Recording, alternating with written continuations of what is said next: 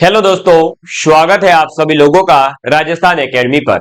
मैं प्रवीण सिंह आप सभी लोगों के साथ में। जैसा कि आप सभी लोग जानते हैं, राजस्थान के अंदर आयोजित होने वाली विभिन्न प्रकार की प्रतियोगी परीक्षाओं के लिए गणित और विज्ञान का जो पाठ्यक्रम होता है उसकी क्लासेस लेकर के आता हूं। आप सभी लोग हमारे साथ में जुड़े हुए हैं, इसके लिए आप सभी लोगों का बहुत बहुत धन्यवाद। और जैसा कि आप सभी लोग जानते हैं, लास्ट एलडीसी भर्ती प्रतियोगी परीक्षा के लिए गणित और विज्ञान का पाठ्यक्रम पूरी तरह से एकदम निशुल्क और सिस्टमेटिकली टॉपिक वाइज पूरे यूट्यूब पर जो है आप लोगों को राजस्थान एकेडमी सिरोही के द्वारा अवेलेबल करवाया गया था, जो आज भी प्लेलिस्ट के अंदर अवेलेबल है, जिसके अंदर 150 वीडियो साइंस के और 100 वीडियो मैथमेटिक्स के कंप्लीट अवेलेबल है। और आप उन वीडियोस को जाकर के क्वालिटी चेक कर सकते हैं। जिन विद्यार्थियों ने उन वीडियो को पूरा देखा था उन्होंने आकर के यही कहा कि सर पूरा का पूरा पेपर हमें जो है आसान लगा, हम अच्छे से क्वेश्चन कर पाए और जो है 60-70% क्वेश्चन तो सीधे सीधे आपने बताए थे कि ये आएंगे और वहीं से आए हैं। ये आप सभी लोगों का प्यार और साथ ही साथ हमारी मेहनत है, जिसके बदौलत आप सभी का इतना प्यार हमें मिल रहा है।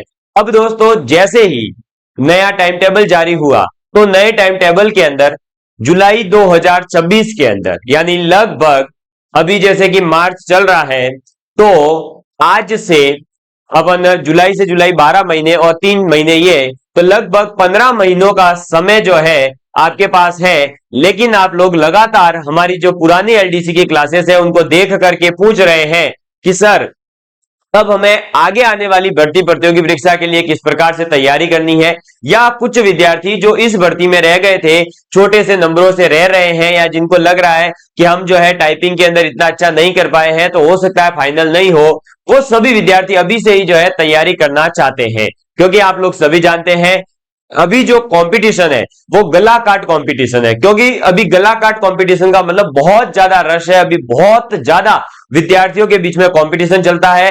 पॉइंटों से जो है कुछ विद्यार्थी बाहर हो जाते हैं और कई विद्यार्थी ऐसे होते हैं जो पॉइंट 2 पॉइंट 4 से अंदर आ जाते हैं। तो आप बिना देरी के अभी से ही एलडीसी भर्ती प्रतियोगी परीक्षा 2026 में जो आयोजित होने वाली है उसकी तैयारी के लिए अभी से ही लग जाइए, तभी जो है दोस्तों आपका सिलेक्शन आसानी से हो जाएगा। क्योंकि एलडीसी का जो पाठ्यक्रम है आप उसे देखेंगे तो काफी लंबा चौड़ा पाठ्यक्रम है। गणित और विज्ञान, आपका इंडिया जीके वगैरह सब अपन यहाँ पर अभी जो है कंप्लीट देखने वाले हैं।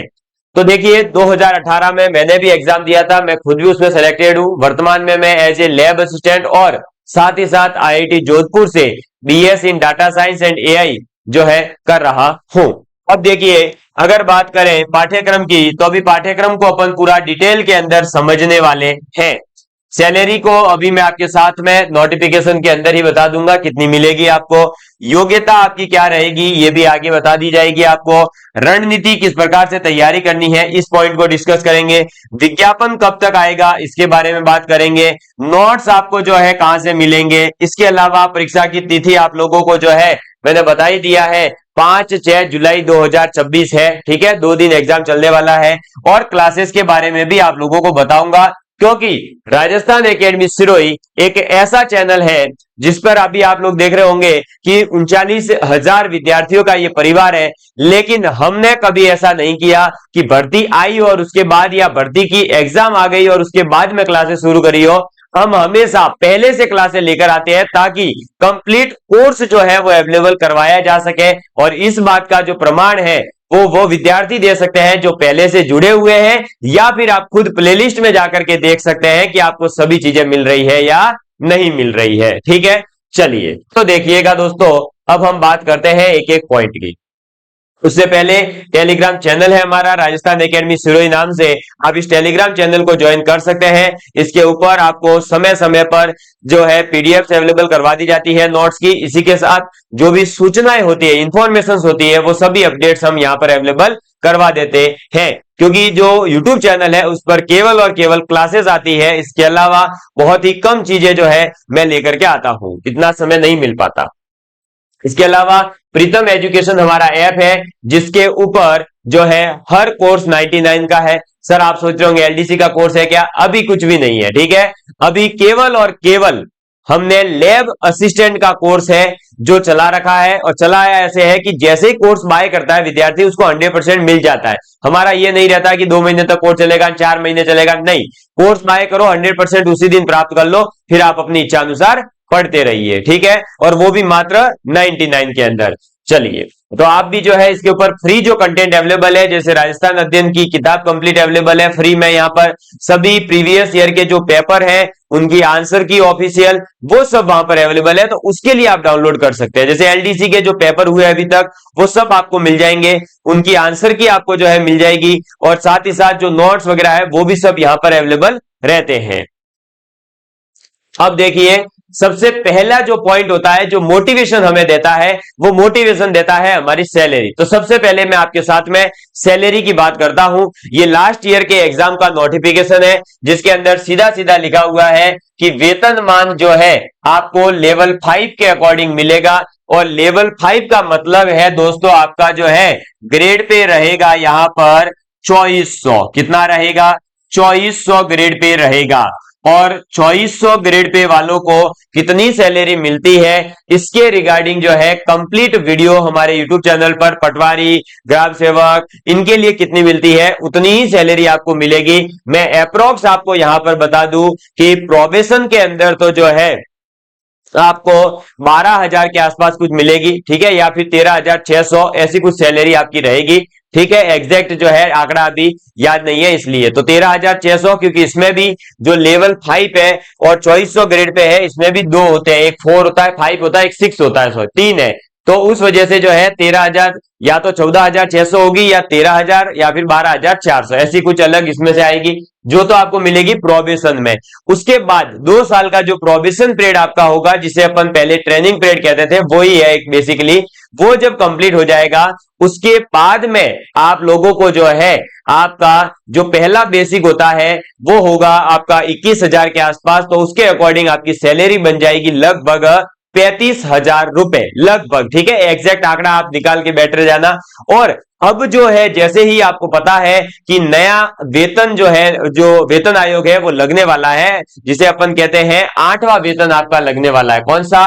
8th पे कमीशन। और 8th पे कमीशन लगने के बाद में आपकी सैलरी ये मान के चलिए कि 50,000 के आसपास पहुंच जाएगी, ठीक है। किसके अंदर? एलडीसी के लिए। तो भैया देख लो, मोटिवेशन है तगड़ा वाला भैया। 2 साल में मतलब ये 15 महीने अपने डेडिकेशन तैयारी कर ली, पूरा डेडिकेशन लगा दिया, तो आप जो है 2026 में आपके भैया जी तक का मामला सेट। और मामला सेट मतलब 27 के एंडिंग तक या 28 के शुरुआत में आप बढ़िया मौज मस्ती में जी रहे होंगे आपकी लाइफ, ये पहले बता दूं आपको, ठीक है। चलो, अब देखिए, अब बात करते हैं योग्यता की। क्यों? मोटिवेशन आ गया है, सैलरी मिल रही है, लेकिन सैलरी किसको मिलेगी?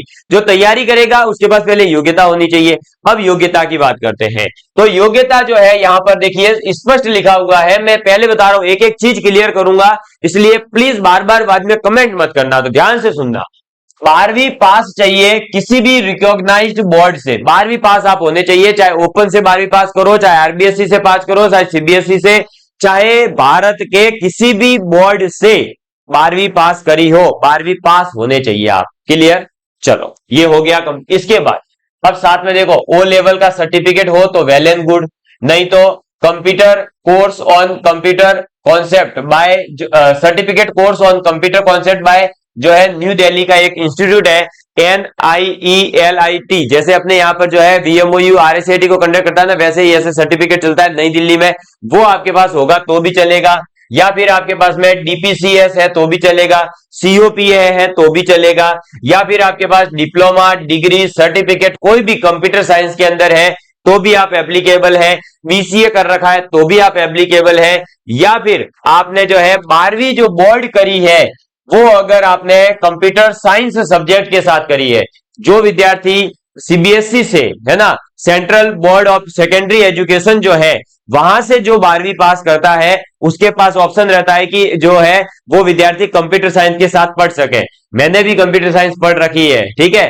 तो आप जब कंप्यूटर साइंस पढ़ते हैं तो उनको फिर जो है डायरेक्ट इलिजिबल होते हैं, मतलब वो 12वीं पास है और कंप्यूटर साइंस उनके सब्जेक्ट है तो वो डायरेक्ट इलिजिबल है आपके फॉर्म भरने के लिए, या फिर आपके पास में डिप्लोमा हो कंप्यूटर साइंस में या इंजीनियरिंग जो पॉलिटेक्निक इंस्टीट्यूट करवाते हैं 2 साल के, वो वाले, या फिर राजस्थान के अंदर जो RSCIT का कोर्स है वो आपका किया हुआ होना चाहिए, जिसका exam Vardhman Mahaveer open university Kota के द्वारा आयोजित किया जाता है। और ये तो मेरा एक रिकमेंडेशन रहेगा कि यदि आप 12वीं पास कर चुके हैं या 12वीं में पढ़ रहे हैं तो 12वीं के एग्जाम देने के बाद सीधे ही आप जो है, जैसे ही आपके गर्मियों की छुट्टी मिले 2-2.5 महीने में IRSCIT का कोर्स हो जाता है, कर लेना, पास कर लेना, आजीवन पटवारी का फॉर्म भरो काम आएगा, ग्राम सेवक का फॉर्म भरो काम आएगा, LDC का भरो काम आएगा, RS का करो, किसी का ही फॉर्म भरो, हर जगह ये आजकल मांगने लग गए हैं और बाद में भी काम ही आता है, ठीक है। या फिर इसके अलावा कोई भी आपने हायर एजुकेशन मतलब बीटेक वगैरह कर रखी है, BCA कर रखी है, तो भी आप एलिजिबल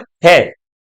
फिर हिंदी में आपको कार्य करना आना चाहिए, तो भाई राजस्थान का फॉर्म भर रहे हो तो भारत के ऐसे ही राज्य में रहते होंगे जिसका राजस्थान के आसपास रहते हो। अब कोई जो है केरल से आके तो राजस्थान में LDC लगेगा नहीं, ठीक है, हाँ सीधी सी बात है। तो मध्य प्रदेश का होगा, यूपी का होगा, हरियाणा का होगा, पंजाब का होगा, गुजरात का होगा, तो इन सभी को लगभग हिंदी आती ही है, तो कोई दिक्कत वाली बात है नहीं। तो ये आपकी योग्यता हो गई। इसके बाद में अब परीक्षा का पैटर्न क्या है ना भाई, परीक्षा किस प्रकार से आयोजित होगी, कितने पेपर होंगे वो समझ लेते हैं पहले। तो देखिए पेपर आपके जो है दोस्तों 2 होते हैं। कितने होते हैं? प्रश्न पत्र 2 होते हैं। अब सर 2 मतलब वैसे तो आपके 3 पेपर होंगे टोटल, तो कितने पेपर होंगे? 3, लेकिन यहां पर फेज 2 होते हैं। पहला जो फेज होता है, फेज फर्स्ट, उसके अंदर तो आपके आता है रिटर्न पेपर, जिसके लिए आपको यहां पर पढ़ाई करनी पड़ेगी। जो पाठ्यक्रम वगैरह है वो सब फेज 1 के लिए है। जो फेज 2 होता है उसमें तो आपको कंप्यूटर पर जाके टाइप मारना है, ठीक है। और वो टाइपिंग मारने का और एफिशिएंसी क्या होती है वो सब मैं अभी यहां पर समझा दूंगा। पहले देखते हैं फर्स्ट जो फेज है जिसको आप क्वालिफाई करेंगे। पहले तो आपका यहां पर CET क्वालिफाई होना चाहिए। CET के बाद में आपका फेज 1 जो LDC एग्जाम के लिए आयोजित होगा उसकी बात करते हैं, जिसमें आपको देखो राजस्थान जीके पढ़ना है, वो भी क्या क्या है वो बता दूंगा। फिर दैनिक विज्ञान पढ़ना है जो आपका भाई पढ़ा देगा आपको। फिर आपका गणित पढ़ना है जो आपका भाई पढ़ा देगा, कोई टेंशन वाली बात नहीं। फिर आपको हिंदी और इंग्लिश, ये पेपर सेकंड होगा। फेज 1 में 2 पेपर है। पहले वाले में जीके हिंदी जीके इंग्लिश और जीके विज्ञान और गणित। सेकंड पेपर में हिंदी और इंग्लिश। ये दोनों पेपर 3-3 घंटे के होंगे और 100-100 अंक के होते हैं, यानी 200 नंबर का पेपर होता है आपका, ठीक है। जो फेज 1 होता है, जो रिटर्न पेपर है, वो 200 नंबर का होगा। और इस 200 नंबर की तैयारी आपको अच्छे से करनी है। अगर इनको 200 में से आपने 150 के आसपास नंबर लेकर आ गए, 170 180 इतना ट्राई कर लिया, इतने नंबर आ जाते हैं, तो आप टाइपिंग में जो है नॉर्मली फिर क्वालिफाई भी हो जाएंगे, तो आपका सिलेक्शन हो जाता है। जिनको लगता है कि मैं टाइपिंग नहीं कर पाऊंगा, भाई पढ़ाई में होशियार है ना, फेज 1 में उखाड़ लेना और ऐसा फोड़ना कि पेपर में 200 में से आपका जो है 190 195 196 स्कोर हो जाए, मजे हो जाएंगे आपके। अब सोच रहे होंगे सर इतना भी होता है क्या? हाँ नहीं होता है इतना, क्योंकि जीके के क्वेश्चन आते हैं। आप मैथ साइंस में अच्छा कर सकते हैं, लेकिन जीके में थोड़ा सा डिफिकल्ट पड़ता है, लेकिन फिर भी ट्राई तो कर सकते हैं। हमारा लक्ष्य अगर 200 का होगा तो हम मुश्किल से 150 तक पहुंचेंगे दोस्त, ठीक। फेज 2 जो होता है उसकी बात करते हैं। तो उसके अंदर आपका कंप्यूटर पर जो है हिंदी में टाइपिंग करनी पड़ेगी और इंग्लिश में टाइपिंग करनी पड़ेगी। टाइपिंग में भी 2 चीजें हैं। एक तो आपको टाइपिंग करनी है, ठीक है, जिसमें आपको बकायदा जो है आगे आपके वर्ड चल रहे हैं और आप ऐसे टाइप कर रहे होंगे। एक होता है एफिशिएंसी टेस्ट, जिसमें आपको कहा जाएगा एक्सेल के अंदर यदि मुझे न्यू सीट ऐड करनी है या न्यू सीट को ओपन करना है तो उसका शॉर्टकट की क्या होगा, एक कॉलम डिलीट करना है उसका शॉर्टकट क्या होगा, कॉलम डिलीट कैसे करूंगा, वो सब चीजें अब वो हिंदी में भी पूछी जाएगी, इंग्लिश में भी पूछी जाएगी, ठीक है। तो ये आपको जैसे पंक्ति, रो को क्या कहते हैं? पंक्ति। कॉलम को क्या कहेंगे? स्तंभ। तो वहां कहा जाएगा स्तंभ को जो है यहां से क्या करो, हटाओ, ये लिखा हुआ है तो इसका मतलब स्तंभ डिलीट करना है, तो ये ऐसा काम करवाया जाएगा। और ये दोनों 10-10 मिनट तक करने हैं, हिंदी और इंग्लिश दोनों में। और हिंदी इंग्लिश दोनों में ही 25-25 नंबर का है, यानी आपका जो ये कह जाते हैं, कोई भी कहता है LDC में सेकंड फेज तो स्पीड ही तो है, अरे स्पीड नहीं है भाई, स्पीड तो केवल 50 नंबर की है। फेज सेकंड 100 नंबर का है, ठीक है। उस 100 के अंदर 4 भाग है टोटल, कितने? 25-25 नंबर के। कैसे? तो 25 की हिंदी टाइपिंग, 25 की इंग्लिश टाइपिंग, तो 50 नंबर की तो आपकी टाइपिंग पे डिपेंड करेंगे। है ना, आप कैसी टाइपिंग स्पीड रखते हैं उससे 50 नंबर, और 50 नंबर जो है आपके वो एफिशिएंसी के होंगे, दक्षता परीक्षण के होंगे।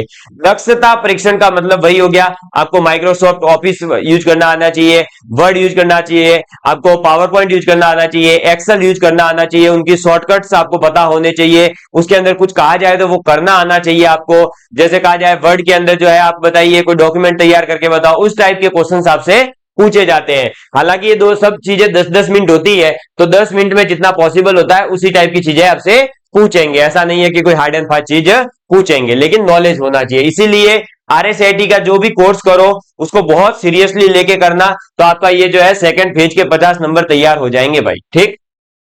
फिर अगर कोई निःशक्त व्यक्ति है, यानी कोई विकलांगता होती है, जिसके कोई जो है शरीर में फिजिकली जो प्रॉब्लम होती है, उन विद्यार्थियों के लिए सेकंड फेज जो है ये टाइपिंग वाला आयोजित न होकर के जो पहला जो आपके नंबर आया पहले फेज में, इस पहले फेज के अंदर जो नंबर आए हैं उसी का औसत जो है आपका सेकंड फेज के मार्क्स मान लिए जाते हैं। ठीक है, क्या कर लिया जाता है, जो पहले फेज में आपके नंबर आए थे उसी का औसत लेकर के सेकंड फेज के मार्क्स मान लिए जाते हैं। आपको टाइपिंग वगैरह कुछ भी नहीं करवाई जाती है, ठीक। चलो, ये पैटर्न और आपका स्कीम वगैरह बता दिया।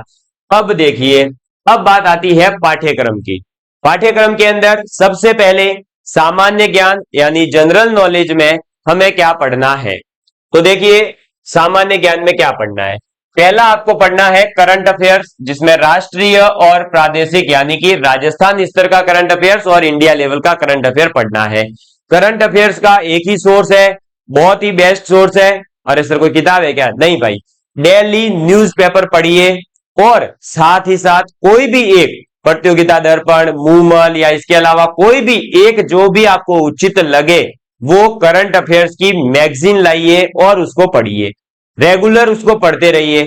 चाहे एग्जाम की तैयारी कर रहे हो या नहीं कर रहे हो, तब भी वो चीज तो पढ़नी चाहिए। उससे आपका नॉलेज बूस्ट होगा, आपको जो है जानकारी रहेगी आपके आसपास क्या चीजें घटित हो रही है।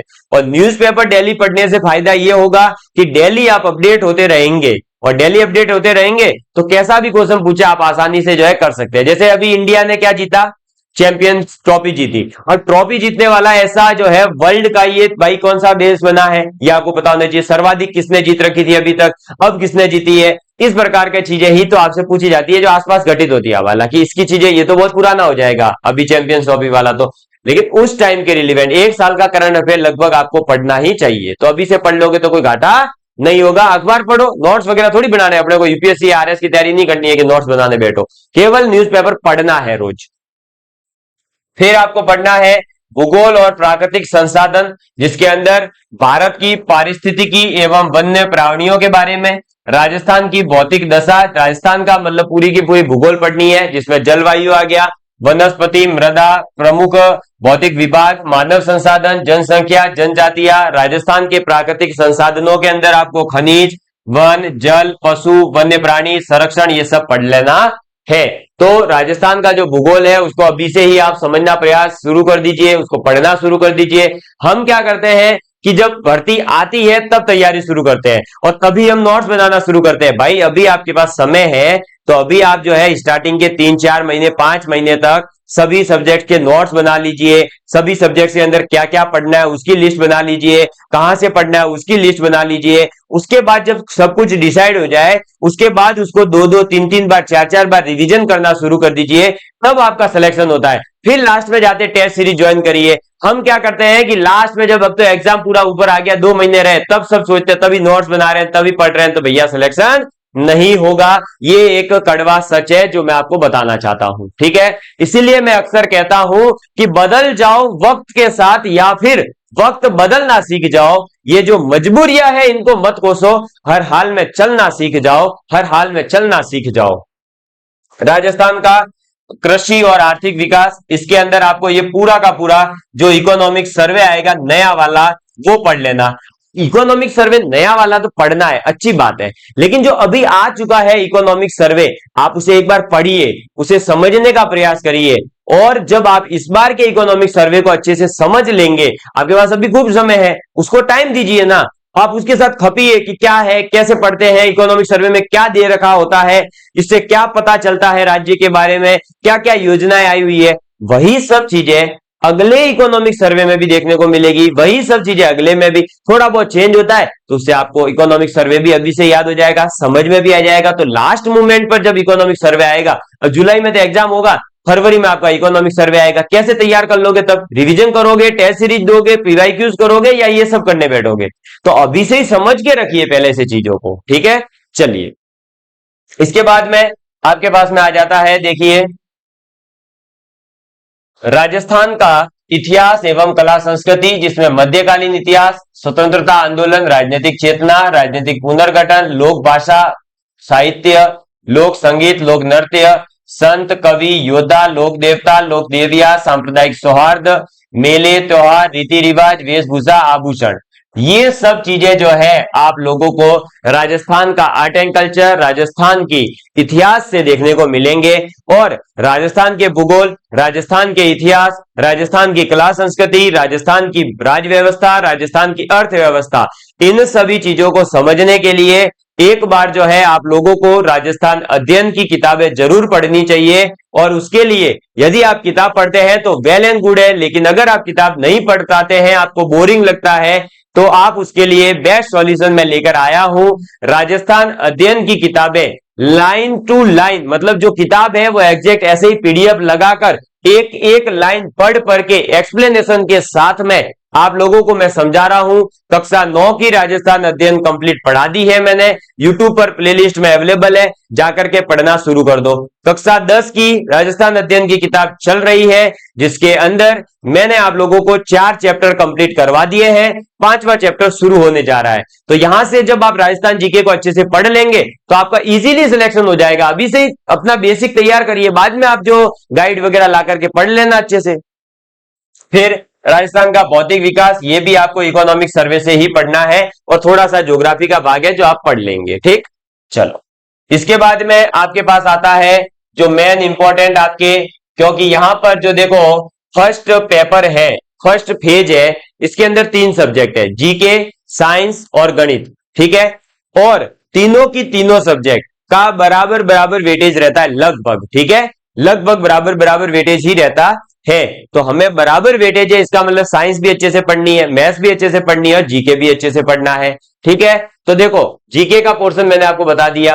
अब है विज्ञान का, विज्ञान के अंदर कोई दैनिक विज्ञान नहीं है, पहले ही बता दूं आपको, ठीक है। या फिर जिसने प्रीवियस ईयर का पेपर देखा नहीं हो तो देख लो, फिर पता चल जाएगा कि जीके है क्या है, सामान्य विज्ञान है या नहीं है।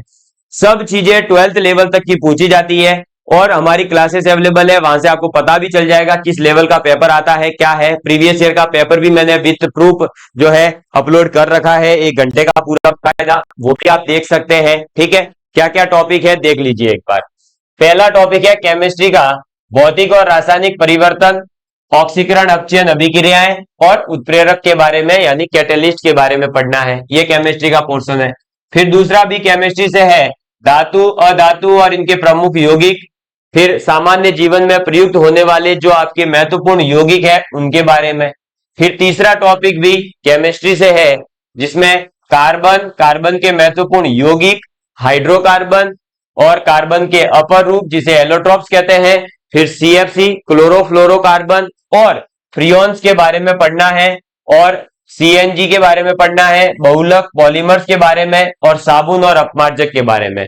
अब साबुन और अपमार्जक में यह नहीं पढ़ना है कि कठोर जल में कौन काम करता है कौन नहीं करता है, यहाँ सीधे सीधे साबुन का फॉर्मूला पूछते हैं, लंबे चौड़े फॉर्मूले है, अच्छे से पढ़ना अभी से शुरू कर दो, याद करना पड़ेगा भाई काम, ठीक है, ऐसे ही नहीं चलेगा। फिर आपका ये 3 टॉपिक किसके थे, केमिस्ट्री के। फिर आपका शुरू होता है फिजिक्स का भाग, ठीक है, यानी भौतिक विज्ञान, जिसमें पहला है प्रकाश का परावर्तन, इसके नियम, प्रकाश का वर्ण विक्षेपण यानी डिस्पर्सन ऑफ लाइट, इसके बाद लेंस के प्रकार, दृष्टि दोष, उसका निवारण। फिर है विद्युत इलेक्ट्रिसिटी के बारे में, जिसमें विद्युत धारा, ओम का नियम, विद्युत सेल, फैराडे के विद्युत चुंबकीय प्रेरण के जो नियम है वो, विद्युत जनरेटर के बारे में पढ़ना है, विद्युत मोटर के बारे में पढ़ना है, घरों के अंदर जो विद्युत का संयोजन है, घर के अंदर जो इलेक्ट्रिक कनेक्शन है वो किस प्रकार से किया जाता है, उस कॉम्बिनेशन में क्या होता है, उस कॉम्बिनेशन को ही क्यों यूज लिया जाता है, इस प्रकार की चीजें हमें पढ़नी है। फिर घर में काम आने वाली जो विद्युत युक्तियां है जैसे प्रेस है, हीटर है, गीजर है, इनको यूज करते समय क्या क्या ध्यान रखना है, क्या सावधानियां रखनी है, वो आपसे पूछा जाएगा।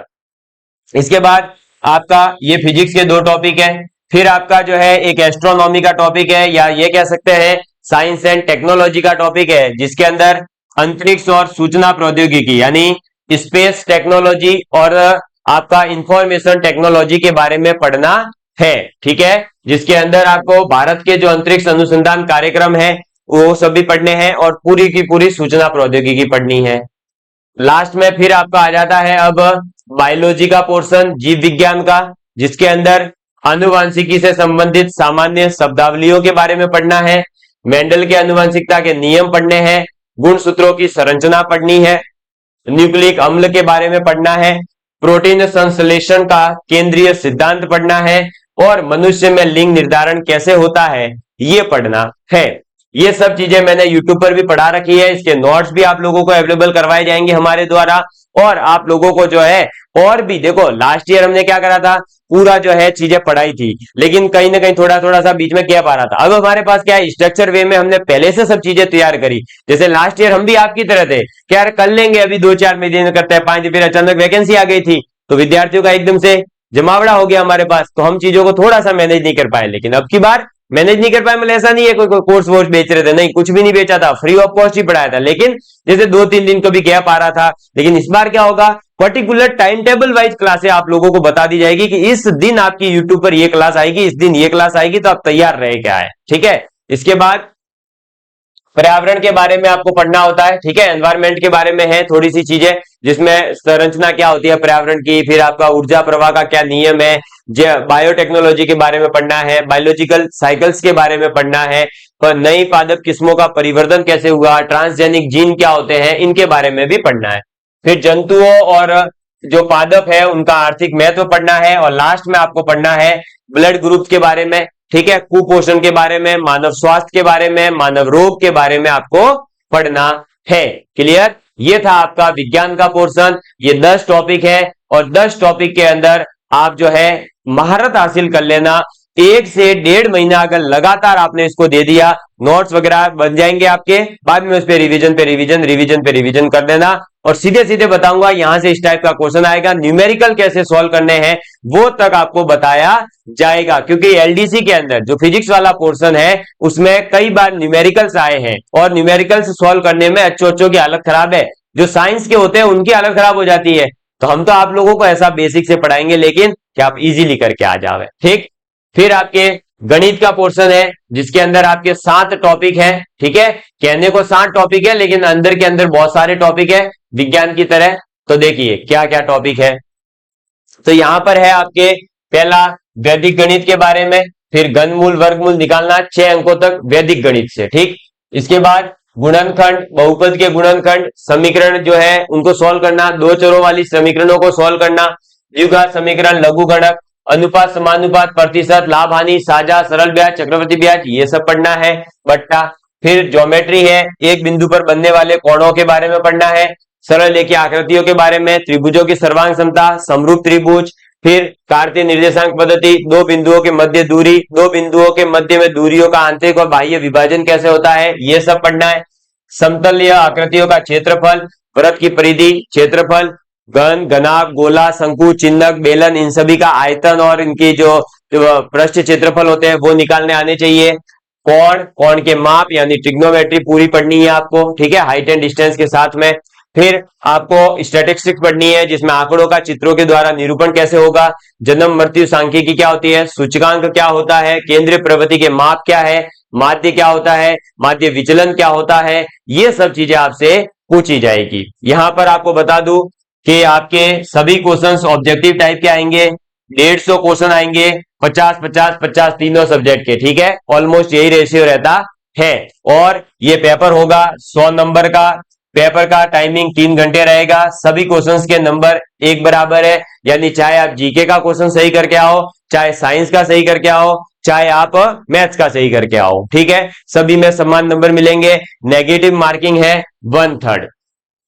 अब पहले पेपर को लेकर के रणनीति हमें यह अपनानी है कि हम चाहे साइंस से हो, चाहे आर्ट्स से हो, चाहे कॉमर्स से हो चाहे एग्रीकल्चर से हो, हमारे को सबसे पहले जो है उस पोर्शन पर फोकस करना है जो हमारा अभी कमजोर है। जैसे गणित किसी की कमजोर हो तो अभी से ही गणित पढ़ना शुरू कर दो, किसी की साइंस कमजोर हो तो अभी से ही साइंस पढ़ना शुरू कर दो, जीके कमजोर है तो जीके अभी से पढ़ना शुरू कर दो, ठीक है।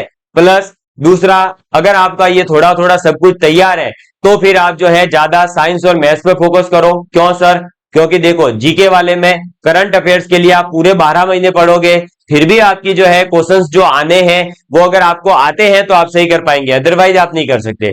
लेकिन गणित और विज्ञान ऐसी विषय हैं जिसके अंदर आप जितना इनपुट देंगे आपको उतना ही आउटपुट मिलेगा। गणित के अंदर जितनी प्रैक्टिस आप घर से कर कर जाओगे उतने ही ज्यादा चांस है कि आपको एग्जाम में क्वेश्चन देखते ही उसका सॉल्यूशन कर पाएंगे।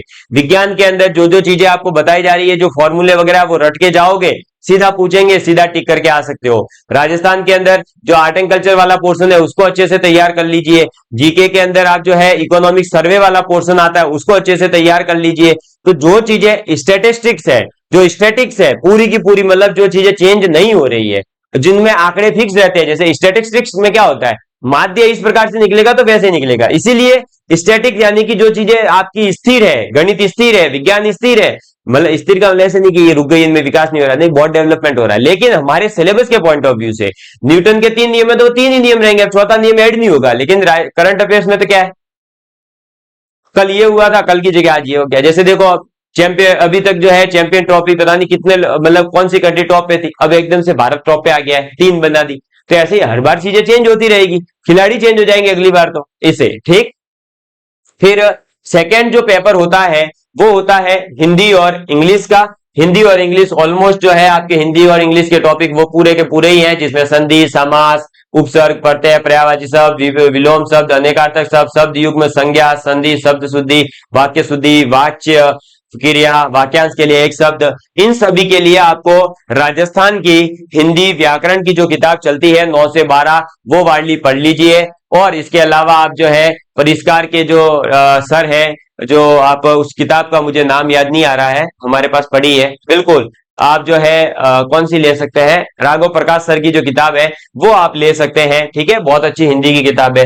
ऐसे ही इंग्लिश में भी ये इसी प्रकार के हिंदी वाले सभी टॉपिक है, इनको आप जो है एसपी बख्शी साहब की किताब से पढ़ सकते हैं। ये सब चीजें हमने फ्री में भी हमारे टेलीग्राम चैनल पर लास्ट ईयर की भर्ती के लिए अवेलेबल करवा रखी है, जिसमें विलोम शब्द वगैरह एक एक फाइल है, आप आराम से जाकर देखिए, आपको मिल जाएगी। अब मैं जो है दोस्तों आप लोगों को यही कहना चाहूंगा कि देखिए हमने जो है आपको सिलेबस बता दिया, सैलरी बता दी, रणनीति के पॉइंट ऑफ व्यू से बता दिया कौन सी चीज कब तैयार करनी है, योग्यता बता दी। विज्ञापन जो है आपका देखिए लगभग जो है ये मान के चलो या तो इस साल के एंड तक आएगा या फिर अगली साल का जैसे ही बजट आएगा ना फरवरी के पास तो मार्च अप्रैल में भी आपका नोटिफिकेशन आ सकता है, 3-4 महीने आपको मिलेंगे। हालांकि अभी से डेट तो बता ही दी है तो एग्जाम हो ही सकता है। फिर परीक्षा तिथि आपको पता ही है। नोट्स और क्लास, नोट्स जो है आप लोगों को पूरे के पूरे मिल जाएंगे, गणित के पूरे विज्ञान के, ठीक है। जीके का पोर्शन जो है अभी हम नहीं आपको प्रोवाइड करवाएंगे। नोट्स आपको जो है बकायदा मिल जाएंगे पूरे वेल स्ट्रक्चर वे में एकदम। उसके सैंपल्स आप लोगों जो है हमारे टेलीग्राम चैनल पर जाकर देख सकते हैं। कैसे मिलेंगे, क्या मिलेगा, नोट्स में क्या लिखा हुआ है, वो देखने के लिए आप अभी ही जाकर के हमारे यूट्यूब चैनल को खोलिएगा, राजस्थान एकेडमी सिरोही नाम से। उसके अंदर 2 प्लेलिस्ट मिलेगी, एलडीसी साइंस की, एलडीसी गणित की। आप पूरी प्लेलिस्ट आराम से देखना, उसमें जो पढ़ाया है, उसमें जो समझाया है, वही सब चीजें नोट्स में मिलेगी। तो आप पहले जाकर के क्लास देखो, क्वालिटी देखो, फिर आप जो है आप नोट्स वगैरह लेना चाहें तो हमसे कांटेक्ट कर सकते हैं। बाकी आप लोगों के लिए क्लासें कब से शुरू करनी चाहिए, क्या करना चाहिए, आपको नोट्स में क्या चीजें ऐड ऑन करनी चाहिए, ये आप भी बता सकते हैं। पीवाईक्यूज वगैरह जो है उसकी पूरी किताब हमारे पास अवेलेबल है, वो आपको मिल जाएगी, ठीक। और लास्ट ईयर मैंने जो हमारी किताब निकाली थी वो मार्केट में आज भी उपलब्ध है, वो मिल भी जाएगी, उसकी फोटो वगैरह भी मैं आप लोगों को बता दूंगा आगे क्लासेस के अंदर। चलिए धन्यवाद। और अभी से ही जो भी विद्यार्थी पढ़ना चाहते हैं पढ़ना शुरू कर दीजिए और अपना सपना जो है 2026 में पूरा कीजिए। धन्यवाद। जय हिंद, जय भारत।